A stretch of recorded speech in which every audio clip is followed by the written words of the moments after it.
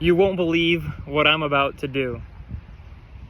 I'm planning to go to Congo, Africa on a life-changing trip, and I already have my plane tickets.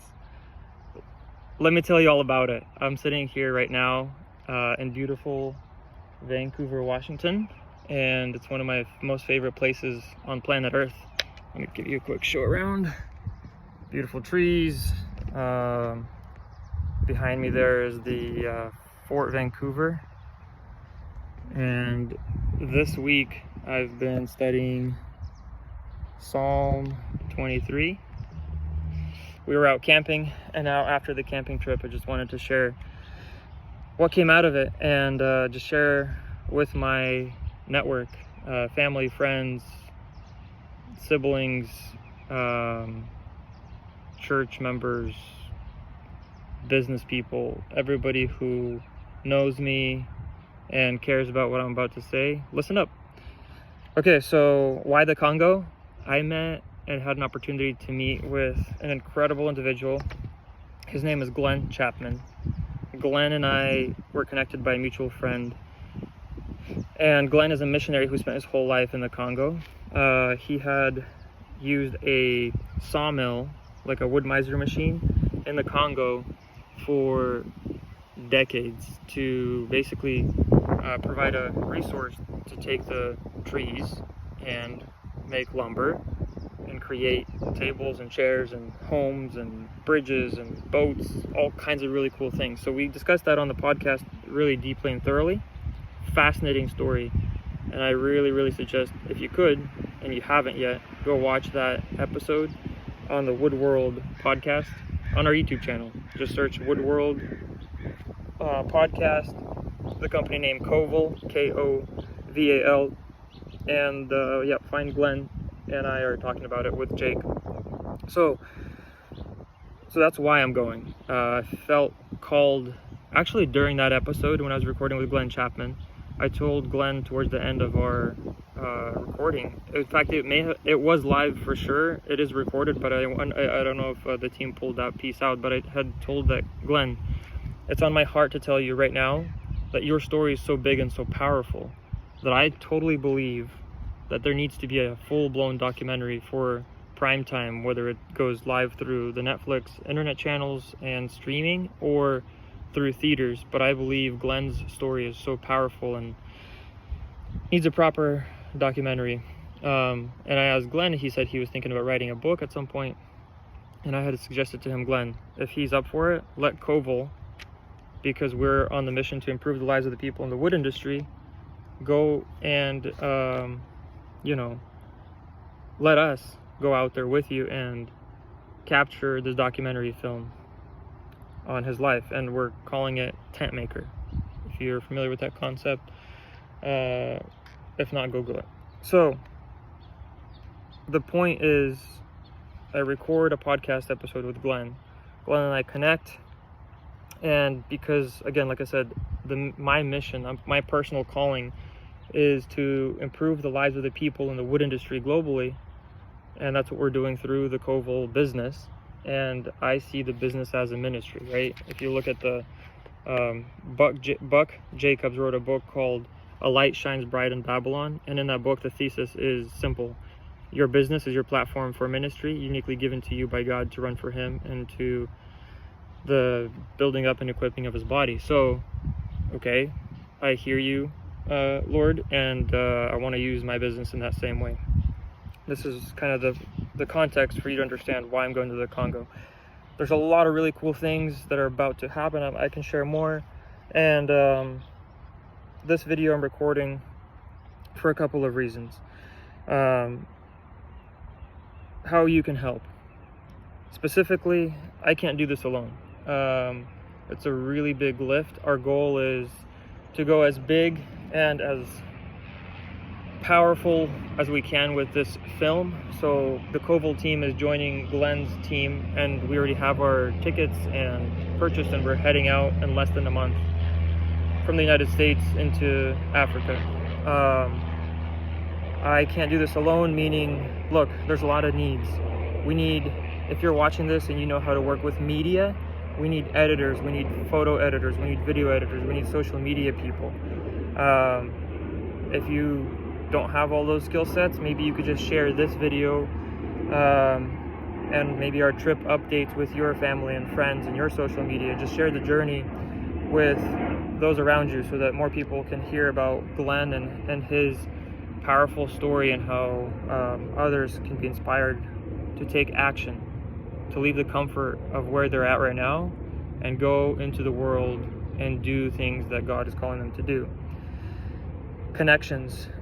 Look, we need a lot of connections, specifically people in the wood industry. If you're in the wood products industry, if you're an equipment manufacturing company, if you are watching this and you are in the wood world, as we call it, then just listen up. There's going to be opportunities for you guys. If you are connected on the media side, and you are some of my friends who are in California and in the big time studio productions agencies, guys, we need connections so that this story can get out, and we're gonna capture some very, very key moments, but we can't pull off the full documentary on our own.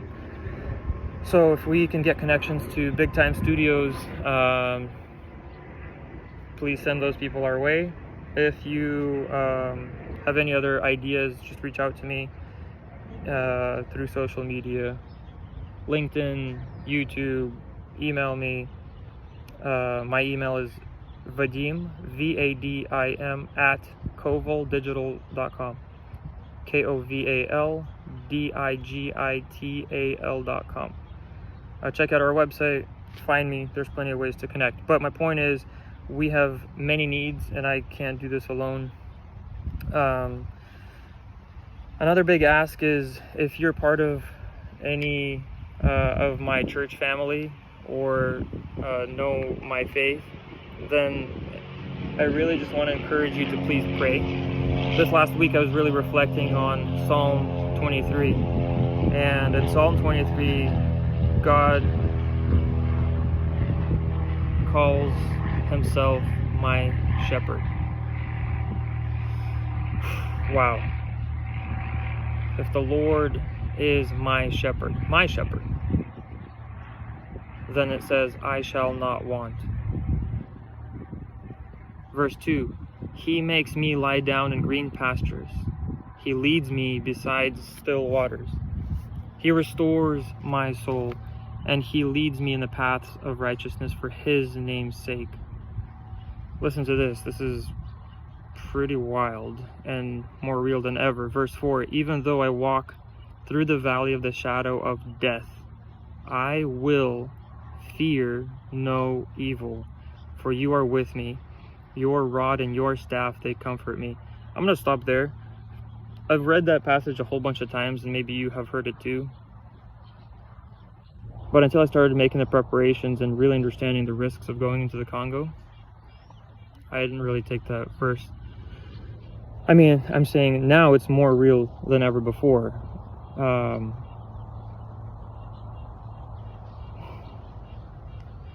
Besides the long list of medical reasons and risks and vaccinations and things that we just need to be aware of, this trip almost got jeopardized, and we did not know if we were actually going to be able to go in August with Glenn and his team, because there was no clear way to get out of the Congo. And that's because one of the ways out from the village we're going to be going to is, by an off-road.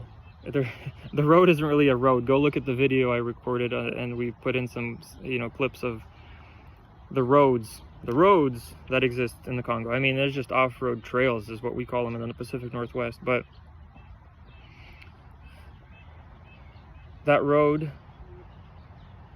goes through a village or a land or a territory of people who are a warrior tribe, and they are very restless right now, and they don't let a bunch of people walk through their land. So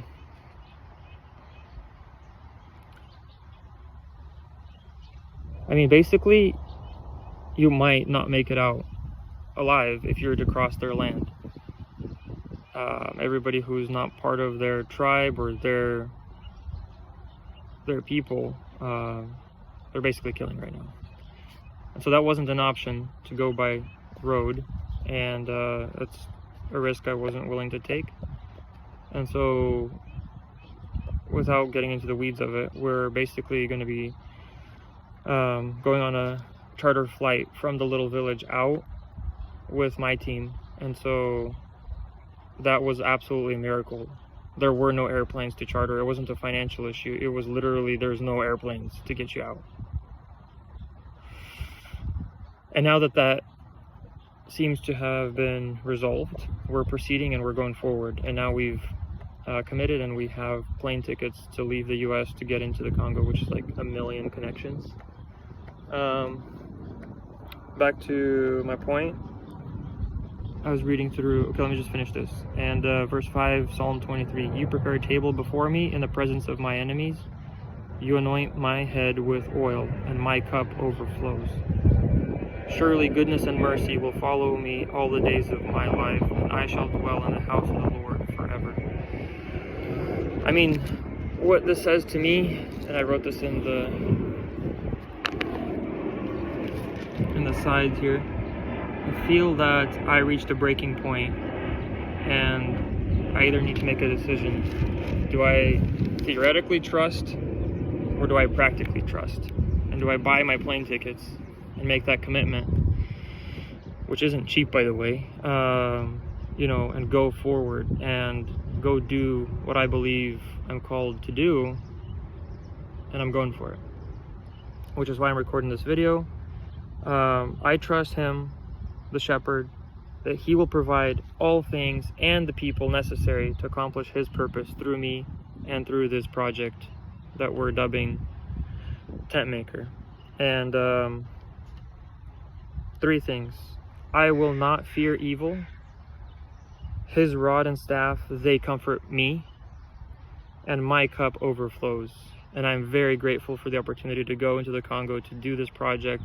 Right now, I'm specifically using the word planned because, man, things change on a dime.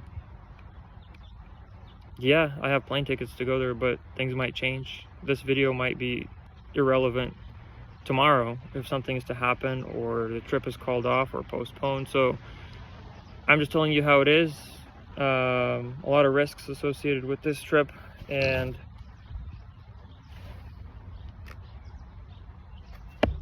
I've been praying and reflecting and thinking and asking for you know, my mentors and advisors, my team, my family, my wife, to bless me. And so far I have not received any kind of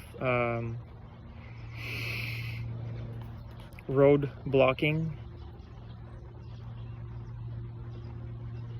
information, news, or otherwise. So again, I'm excited about it. I think it's a big ask. I think it's a big opportunity.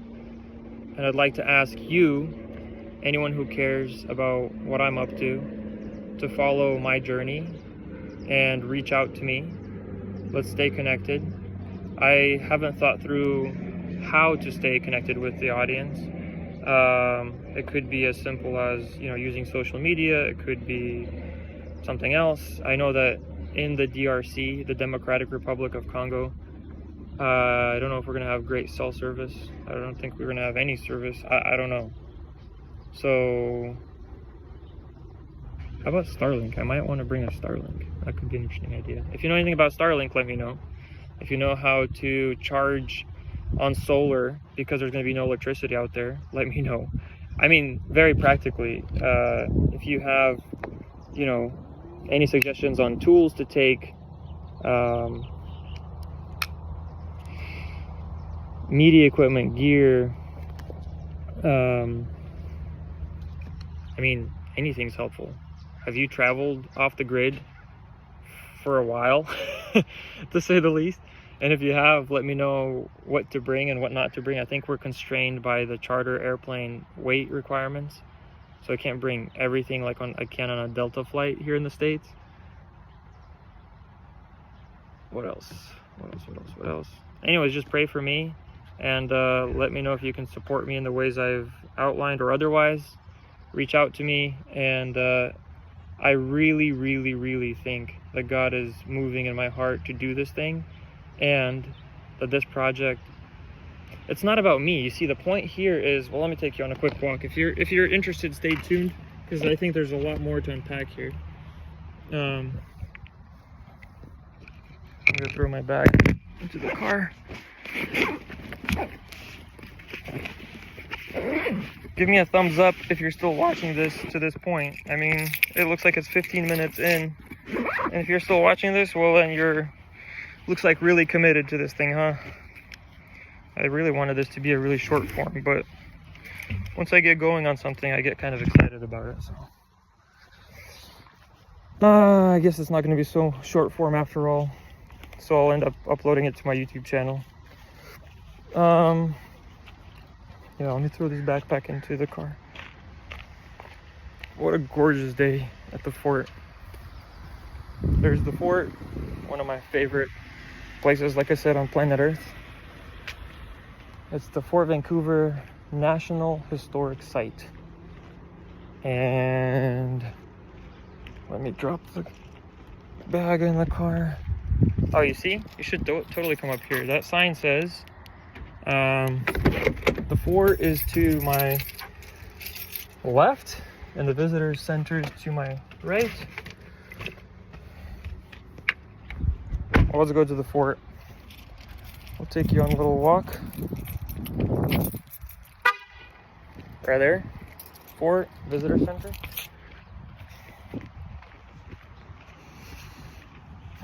Okay, so as I was saying, this whole Congo, Africa trip, I mean, the purpose for me personally, there's many. I think I'm gonna gain an incredible amount of personal experience out of this. I think that, forget me for a second, there's something so big with what Glenn started and has been doing that I just can't not go. Here, check this out. It's the Fort Vancouver National Historic Site, National Park Service.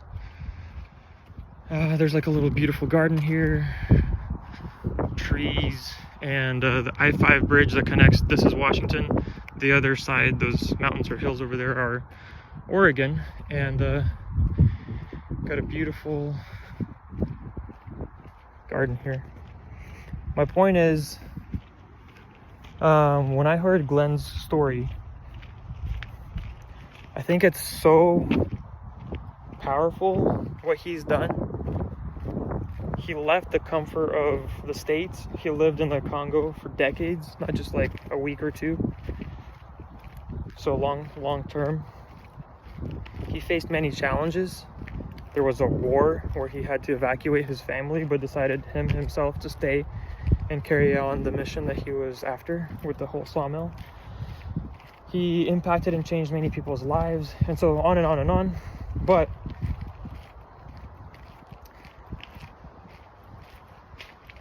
he hasn't been back there for a long time, right? And can you imagine if you've spent your whole life on something and you are going to be going back to see kind of like the fruit of your labor, or the labor that God has done through you? And I can only imagine the emotions he's going to be experiencing. He's going to be, probably going to shed a tear, probably going to be hugging people and, he speaks their language. He speaks multiple languages of the various, languages that the locals speak there in the Congo. And when I talked to my team, we specifically were thinking, well, maybe we can just have Glenn go on his own. And maybe Glenn, we'll just give him some camera equipment and he'll go and, he'll bring back some equipment for us, and we'll explore what it is that he sees, and we'll make a better game plan, and we'll really staff up and come out there later. and join Glenn on another trip. But imagine what we would miss. We wouldn't get so... It doesn't matter about budgets at this point. Imagine that you had unlimited budgets. You would still not be able to go and capture the raw emotions that he's going to experience after not being there for years, and what he's going to be able to experience and see and share with us. We're going to mic him up. We're going to have cameras rolling. And as he steps out of the airplane and back into that village, we need to be there. Somebody needs to be there. And my point is, if it's not me, if I'm not going to say, yes, Lord, I'm ready to go, send me, God's going to find somebody else.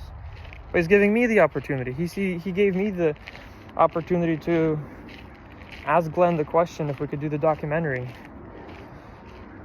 So imagine, let's say through this video, I get connected to somebody who has a studio or financial support or knowledge of how to put a real big documentary together. I think it deserves a proper Netflix or streaming or I'd love to see Glenn's story shared globally because of who he is and the values and the convictions that he stands for. So my point is, like, man, if God can use our little company, Koval, to get after, to go out there, to get after and capture the story of Glenn, then we're going to have what I would say are the keys to the story. Because, yeah, you can bring back airplanes full of producers and directors and camera people and lighting people and staged, actors and get everything ready, but then it's staged. It's staged. Like, there's no other way around it. So that's why we're going. Because this is a once-in-a-lifetime opportunity. And if we don't do what we need to do to capture the raw emotion, to capture the... I don't even know what. We're going to be able to get out there and see it. We've got some insanely talented people we're working with from Europe right now. A gentleman called, his name's Martin. He lives in Europe. And so we want to enter the European Film Festival circuit with this documentary. If possible, we're going to enter the US Film Festival circuit with this documentary. And I can't wait to share with you all the details, the outline, the scripts, the pages of research that we've already done with the team for the last, I don't know, however long. Since that documentary, or since the podcast came out, we've been already, in gear, fully planning the whole production of this documentary film. I've already tasked the team to make sure that we're taking all the right camera equipment and necessary tools to be able to have the footage that we capture be ready for theater viewing and editing to the standards of the movie industry, so that we can or at least get as close as possible to it. It's not that complicated anymore. So yeah, that's the vision, that's the mission, that's the story. And I'd like to just, again, asking for support. I can't do it myself. I don't feel like this is my project, this is his project. It's the Good Shepherd giving us a good opportunity. And excited to see where this goes. So follow along, stay tuned for more. And it's Sunday. What is the date? Today is Sunday, July 14th. I'm recording this at 8:33 in the morning. And as I wrap my time in devotion and prayer and thinking, just wanted to share my thoughts with you, raw and unfiltered, unedited. Gonna go be with the family. Today's our wedding anniversary. Spend some time with my wife and my kids, and probably go visit one of the local churches here while we're in the Pacific Northwest. I'll anyways share this video however I end up posting it, and let's get a lot of people excited about supporting and contributing to this project. Again, however you end up supporting and contributing, we're going to be keeping some kind of, I don't know, spreadsheet or something. My team will figure it out. And then when this goes on, you know, gets deployed, whether it's just a YouTube video or we go for big Hollywood, regardless, I'd like to make sure that in the credits we tag everybody who helped to make this happen. Thank you all. Peace.